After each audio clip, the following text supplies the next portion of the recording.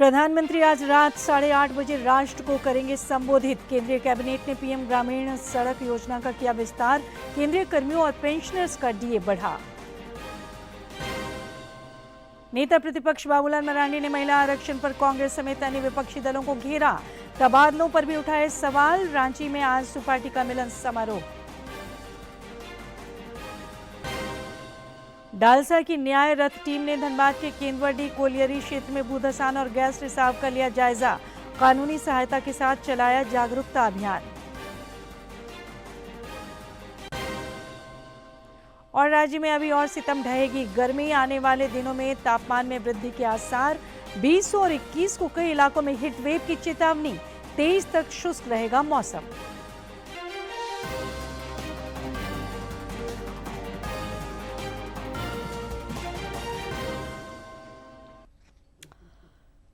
नमस्कार, खबरें झारखंड में आपका स्वागत है। खबरों के साथ मैं हूं सरोज झा और अब खबरें विस्तार से। प्रधानमंत्री नरेंद्र मोदी आज रात 8:30 बजे राष्ट्र को संबोधित करेंगे।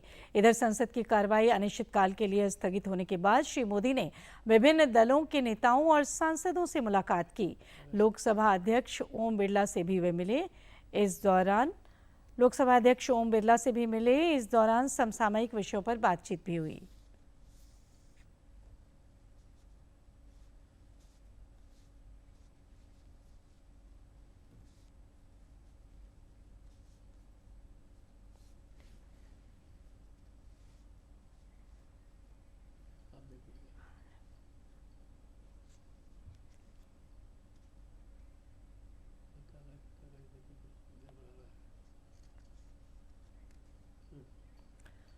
लोकसभा में कल महिलाओं के आरक्षण से जुड़ा विधेयक विपक्ष से सहयोग न मिलने के कारण पास नहीं हो सका। विशेष सत्र के दौरान इस पर काफी लंबी चर्चा चली। प्रधानमंत्री नरेंद्र मोदी ने अपने संबोधन में कहा कि हम इस भ्रम में न रहें कि देश की नारी शक्ति को कुछ दे रहे हैं, बल्कि ये उनका हक है। हमारी भावना क्रेडिट लेने की नहीं, बल्कि महिलाओं को और सशक्त बनाने की है।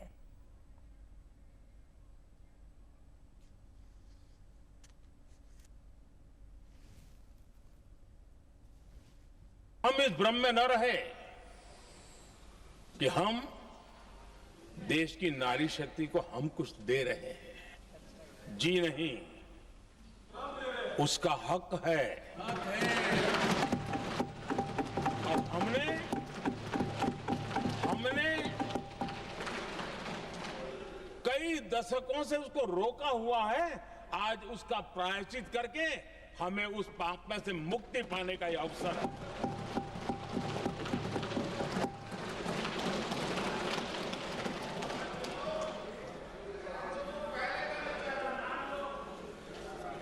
हम सब जानते हैं हर एक ने कैसे चालाकी की है, हर बार चतुराई की।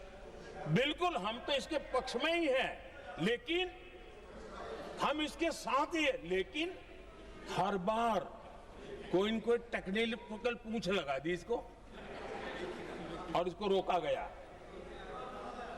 हर बार ऐसी चीजें लाई गई है।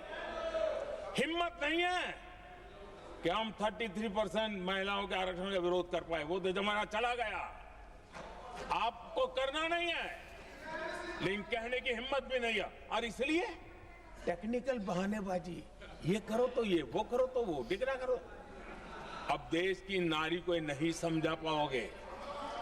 सदन में नंबर का खेल क्या होता है वो तो समय तय करेगा, लेकिन ये पक्का है कि अब इन भांति भांति के बहानेबाजी, भांति भांति टेक्निकल मुद्दों के आधार पर चीजों को उलझा करके 3 दशक तक इसको अड़ंगे डाले हमने, फंसा के रखा। आपने जो अचीव करना था कर लिया, अब छोड़ दो ना भाई। महिला आरक्षण फिर से अटकने पर एक और जहां देश भर की महिलाओं को घोर निराशा हुई है, वहीं भाजपा ने भी इस विषय पर कांग्रेस तथा अन्य विपक्षी दलों पर जोरदार हमला बोला है। नई दिल्ली में आज प्रेस वार्ता को संबोधित करते हुए पूर्व केंद्रीय मंत्री स्मृति ईरानी ने कहा कि केंद्र सरकार महिलाओं को समानता का अधिकार देने के लिए वचनबद्ध है। उन्होंने कहा कि लोकसभा में विपक्ष के रवैये ने महिलाओं की उम्मीदों और अपेक्षाओं को कुचला है।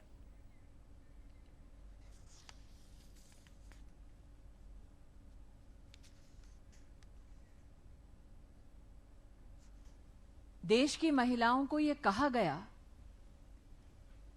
कि कांग्रेस पार्टी ने सृजित किया एक ऐसा सपना जो महिलाओं को राजनीतिक अधिकार दिलाने की मंशा रखता है।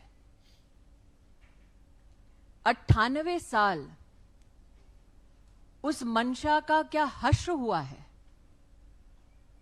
वो कल देश की संसद में देश भर की महिलाओं ने देखा।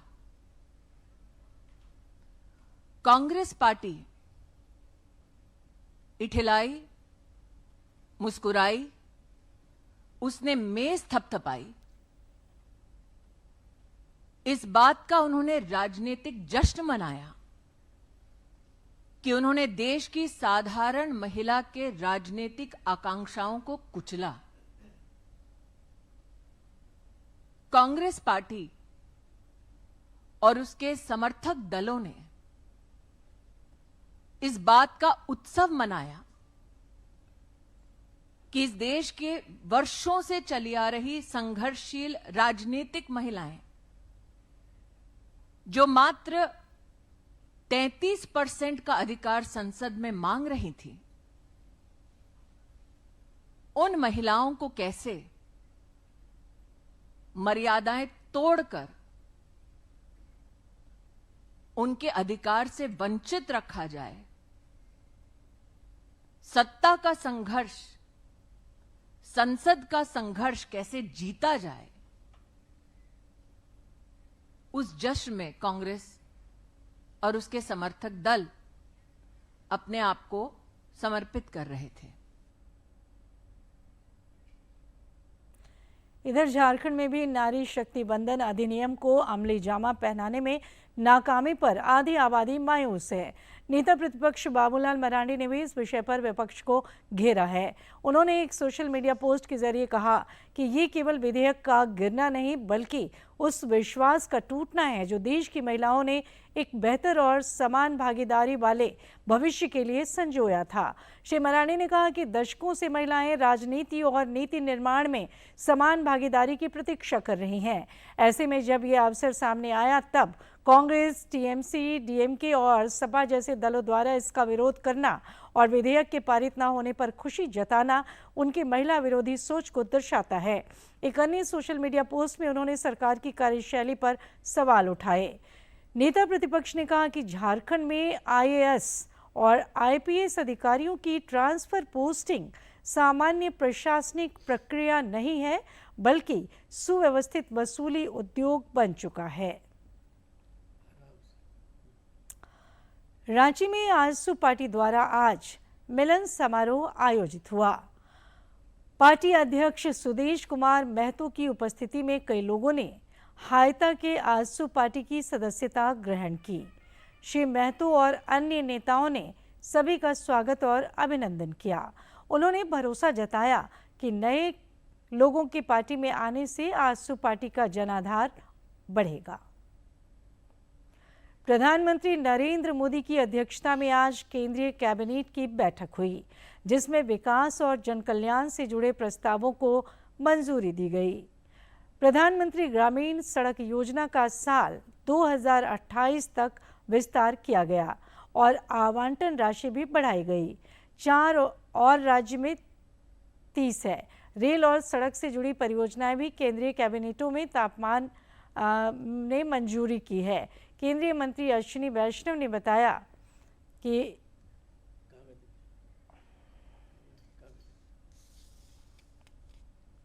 रेल और सड़क से जुड़ी परियोजनाएं भी केंद्रीय कैबिनेट ने मंजूर की हैं। केंद्रीय मंत्री अश्विनी वैष्णव ने बताया कि केंद्रीय कर्मचारियों और पेंशन भोगियों के डीए तथा डीआर में 2% की बढ़ोतरी की गई है, जो 1 जनवरी 2026 से प्रभावी होगा।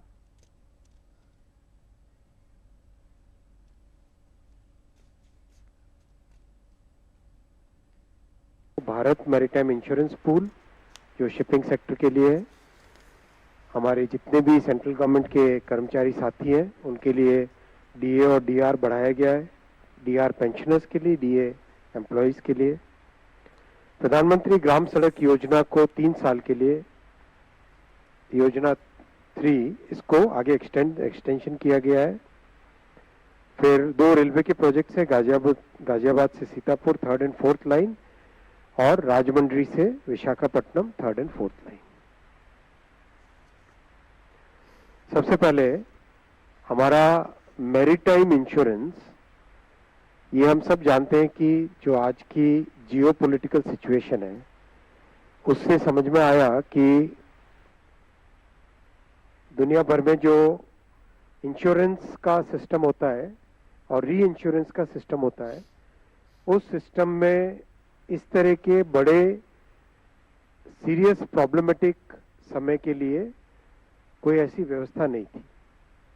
उस व्यवस्था को बनाने के लिए एक बड़ा फैसला लिया गया, भारत मैरीटाइम इंश्योरेंस पूल। कोई भी जो शिप जब जाती है ओशन में, तब उसका एक इंश्योरेंस होता है। इंश्योरेंस कई प्रकार की एक्टिविटीज के लिए होता है। एक बेसिक इंश्योरेंस हो गया, कोई डैमेज होता है उसके लिए।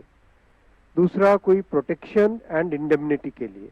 मान लो किसी पोर्ट में गए, पोर्ट में जाने के टाइम में पोर्ट की जो बर्थ होती है उसके साथ बाय चांस स्ट्राइक कर गए, तो उसमें पोर्ट वाले आपके ऊपर कोई क्लेम ना डाले, इसके लिए इंडेमनिटी का इंश्योरेंस होता है।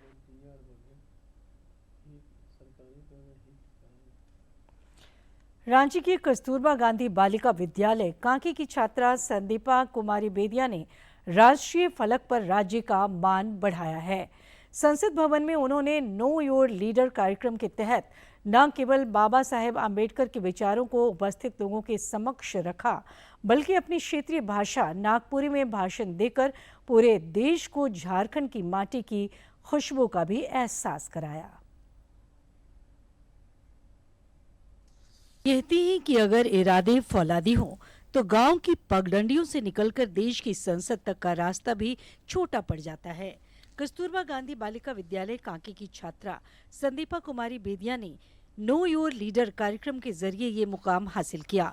जहां लोग अक्सर अंग्रेजी और हिंदी के शब्दों में उलझे रहते हैं, वहीं संदीपा ने अपनी जड़ों की भाषा नागपुरी को चुना। जब मैं वहाँ पे संसद में जो नागपुरी भाषा रखने का मेरा मतलब था कि क्योंकि मैं झारखंड से बिलोंग करती हूँ और झारखंड की राज्य की भाषा नागपुरी है, तो जैसे रीजनल लैंग्वेज में बोलना और हिंदी या इंग्लिश में बोलना, वो उसमें बहुत फ़र्क होता है। क्योंकि जब हम अपनी भाषा में बोलते हैं तो हम वहाँ पे अपनी संस्कृति, अपना स्वभाव, अपनी भाषा को रिप्रेजेंट कर रहे होते हैं, जो मुझे सबसे बड़ा गर्व फील देता है। इसलिए मैंने संसद में जो नागपुरी भाषा का चयन किया। संदीपा की ये नागपुरी दहाड़ आज हर उस ग्रामीण बच्ची के लिए उम्मीद की किरण है जो अपनी भाषा या परिवेश के कारण पीछे हट जाती हैं।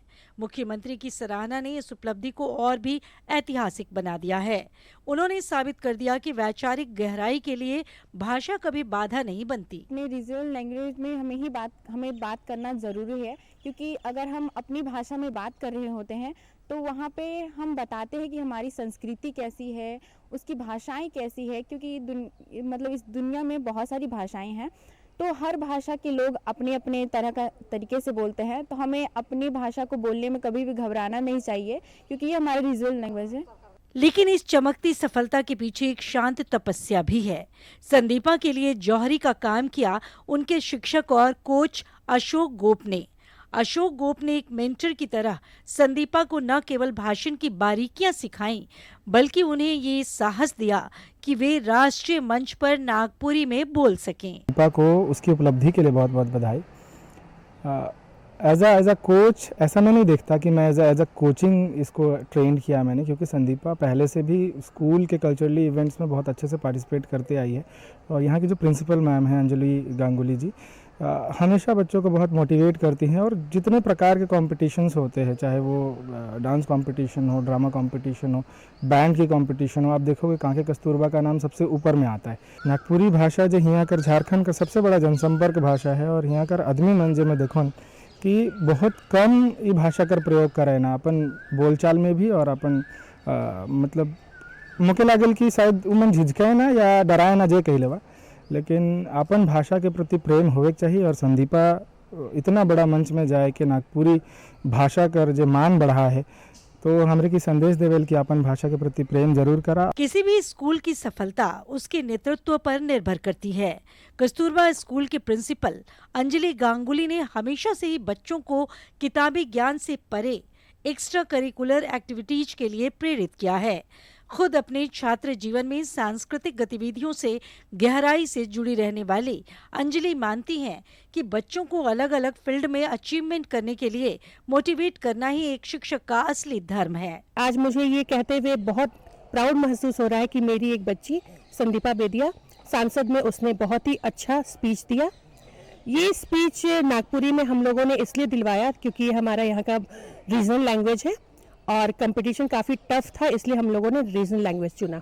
मैं अपने स्कूल के दिनों में भी स्पोर्ट्स कैप्टन रही हूँ और काफ़ी स्पोर्ट्स में भी अच्छा पार्टिसिपेशन मेरा रहा है। और मैं जब स्कूल में आई, चूँकि मेरी बेटी नहीं थी, तो इस स्कूल में बेटियों को देख के मुझे ये महसूस हुआ कि नहीं, ये सब मेरी बच्ची है और बेटी का सारा शौक मैंने इन लोगों से ही पूरा किया। बाबा साहेब ने कहा था कि शिक्षा वो शेरनी का दूध है जो पिएगा वो दहाड़ेगा, और आज संदीपा ने सांसद में दहाड़ कर ये सच कर दिखाया है। ये सफलता केवल एक छात्रा की नहीं बल्कि झारखंड की क्षेत्रीय अस्मिता और गुरु शिष्य परंपरा की भी जीत है। बाबा साहब कह रहे हैं कोई भी समाज का उन्नति हुआ कर महिलाओं का उन्नति से मापल जाएला। कस्तूरबा गांधी स्कूल से निकल के संसद तक, बड़ा मंच तक पहुँचे, सिर्फ ये बच्ची का नहीं बल्कि पूरा झारखंड ले गर्व कर विषय है। और नागपुरी भाषा के वहाँ तक पहुँचाए भी एक गर्व कर विषय है। जे मोखो आज ई कॉन्फिडेंस दिलक कि मोए भी अपन पिस्टू नागपुरी भाषा जे हमार रीजनल भाषा, हमार क्षेत्रीय भाषा है, उकर में पिस्टू करो। सहयोगी सौरभ के साथ मैं Suraj Kumar, DD news Jharkhand.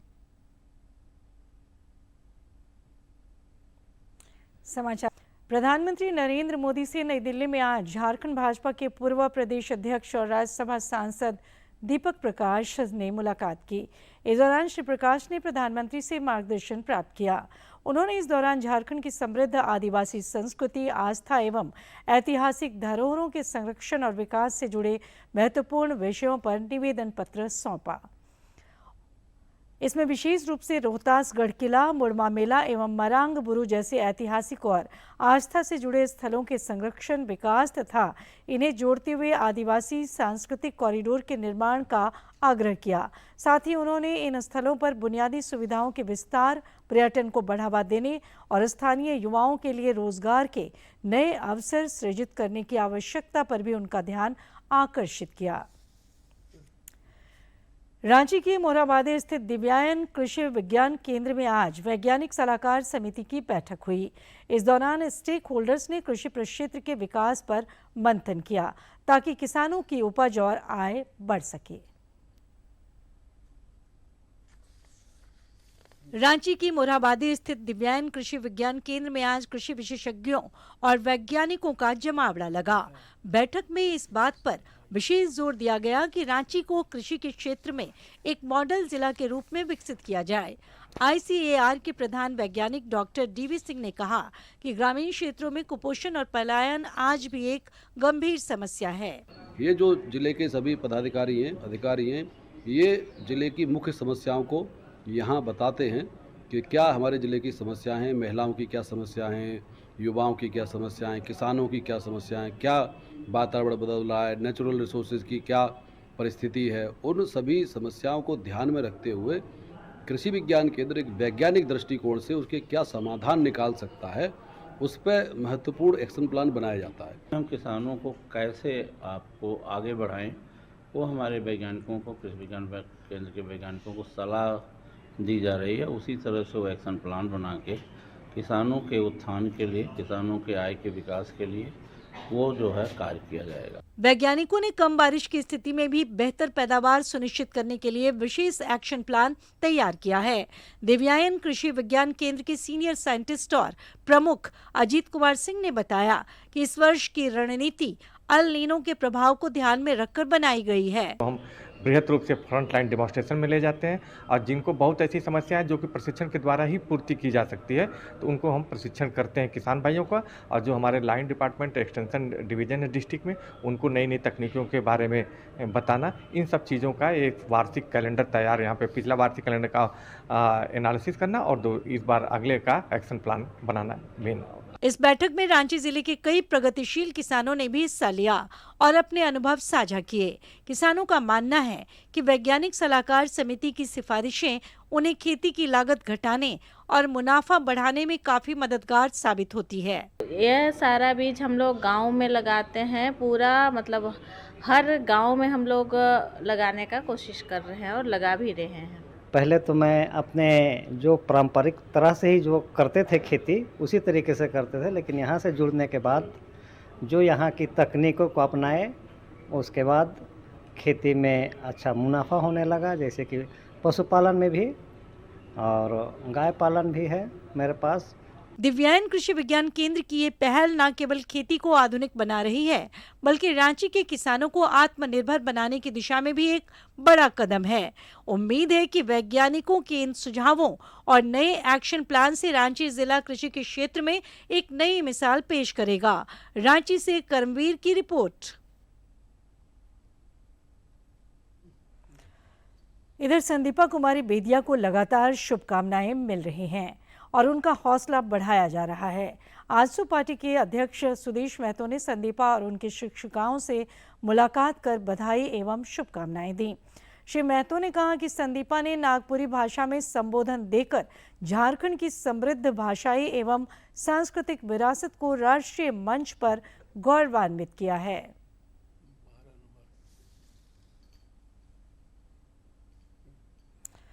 DALSA की न्याय रथ टीम ने धनबाद के केंदुआ-डी कोलियरी क्षेत्र में भू-धसान और गैस रिसाव का जायजा लिया है। इस दौरान लोगों को कानूनी सहायता के बारे में जानकारी दी गई, साथ ही जागरूकता अभियान भी चलाया गया। डालसा की टीम ने भरोसा दिलाया कि प्रभावित परिवारों को हर संभव कानूनी सहायता और पुनर्वास से जुड़ी सुविधाएं उपलब्ध कराई जाएंगी। डालसा के सचिव मयंक तुषार टोपनो ने बताया कि एक विशेष टीम का भी गठन किया गया है जो प्रभावित क्षेत्रों का दौरा कर स्थिति का आकलन करेगी।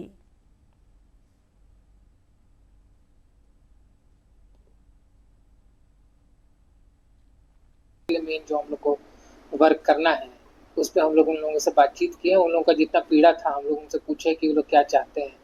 तो मेन वो लोग बालाडी तरफ हम लोग जो जहाँ वो लोग को मिलने का बात पर प्रस्तावित है, वहाँ वो लोग बिलगड़िया में वो लोग जो प्रस्तावित है, वहाँ वो लोग जाने को उतना इच्छुक नहीं है क्योंकि उनको रोजगार का थोड़ा सा प्रॉब्लम आ रहा था। तो वही सब अपना उनका जितना पीड़ा है हम लोग सुने हैं, तो अब हम लोग प्रयास कर रहे हैं कि उसमें हम लोग थोड़ा सा जो उनके लाभ का थोड़ा सा हो, जो तो हम लोग उस पर काम करेंगे। आज विश्व धरोहर दिवस है। लोकसभा अध्यक्ष ओम बिरला समेत कई केंद्रीय मंत्रियों ने सोशल मीडिया पर एक वीडियो साझा कर धरोहरों के महत्व को रेखांकित किया है। उन्होंने कहा कि विरासतें हमारी समृद्ध संस्कृति और प्राचीन सभ्यता की जीवंत पहचान है, जिन्हें संरक्षित और संजो कर रखना हम सभी की सामूहिक जिम्मेदारी है।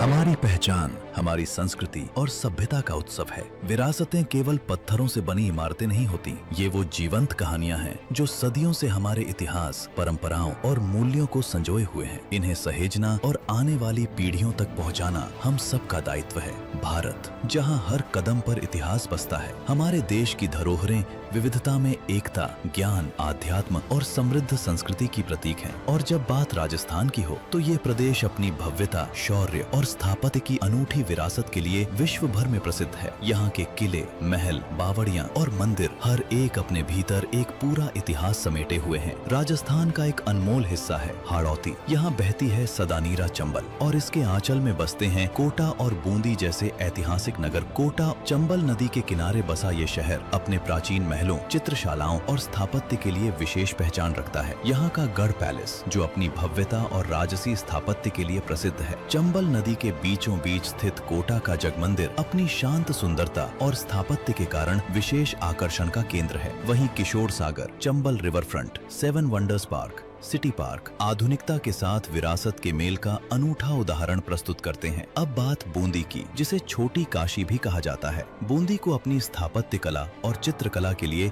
दुनिया भर में जाना जाता है। पहाड़ियों की ऊंचाई पर यहाँ का तारागढ़ किला, जो पूरे शहर की ऐतिहासिक गरिमा का प्रतीक है। यहाँ की प्रसिद्ध बावड़ियाँ जैसे रानी जी की बावड़ी आज भी उस युग की उत्कृष्ट जल संरचना और वास्तुकला का प्रमाण है। नवल सागर और आसपास के मंदिर इस शहर की आध्यात्मिक और सांस्कृतिक गहराई को दर्शाते हैं। आज विश्व विरासत दिवस पर आइए संकल्प लें कि हम अपनी इन अमूल्य धरोहरों का संरक्षण करेंगे, इन्हें स्वच्छ, सुरक्षित और संरक्षित रखेंगे और अपनी आने वाली पीढ़ियों को इनका महत्व समझाएंगे। विश्व विरासत दिवस की आप सभी को हार्दिक शुभकामनाएं।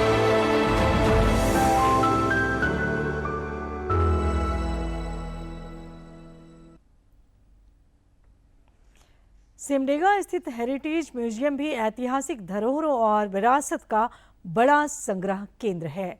इस म्यूजियम के संचालन की जिम्मेदारी महिलाओं के हाथ में है, जो नारी सशक्तिकरण के प्रयासों को भी संबल दे रहा है।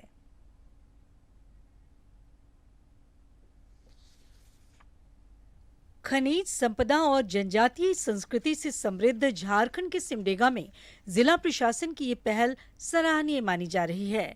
पुराने एसडीओ भवन को हेरिटेज सेंटर के रूप में विकसित कर यहाँ जिले की सांस्कृतिक धरोहर को सुरक्षित रखा गया है।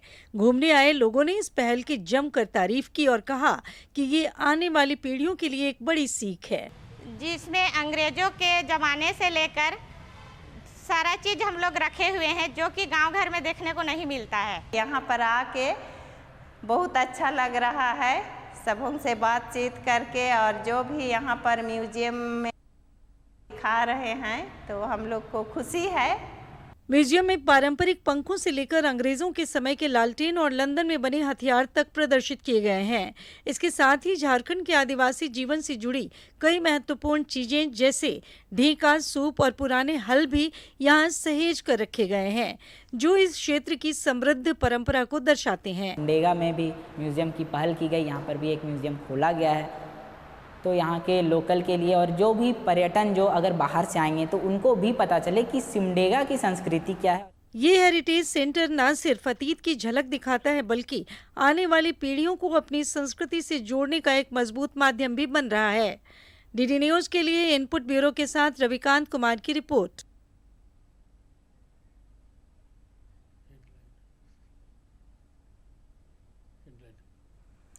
और आखिर में इस बुलेटिन के मुख्य समाचार एक बार फिर।